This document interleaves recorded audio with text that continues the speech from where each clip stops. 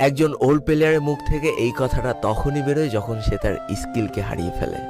যেই পুরানো প্লেয়ারের গেম প্লেটা দেখে আজ তোমরা হাসছো, এমন একটা সময় ছিল যাকে কাস্টম খেলার জন্য সর্বপ্রথম হায়ার করে নিয়ে যাওয়া হতো।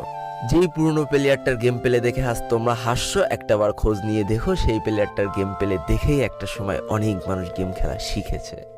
যেই ওল্ড প্লেয়ারটার খেলা দেখে আজ তোমরা তোমাদের গ্রুপে নিতেও লজ্জা পাচ্ছ, খোঁজ নিয়ে দেখো সেই ওল্ড প্লেয়ারটা কোনো একটা সময় কোনো একটা গিল্ডের লিডার বা অফিসার ছিল।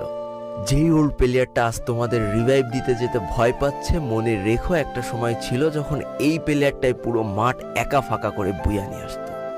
যেই নতুন প্লেয়ারগুলো শুধুমাত্র ডাইনামিক ডুয়োর সাথে গেম খেলার জন্য সারা রাত জাগো, তোমরা মনে রেখো যারা ওল্ড প্লেয়ার ছিল তারা সারা রাত খালি ট্রেনিং পিটাতো নিজেদের স্কিল ভালো করার জন্য। আমি জানি আজকের দিনের যারা অন ট্যাপ মারা প্লেয়ার তারা কখনোই ফিল করতে পারবে না যে বসে জুম করে উঠে হেডশট মারার মজাটা আসলে কি ছিল।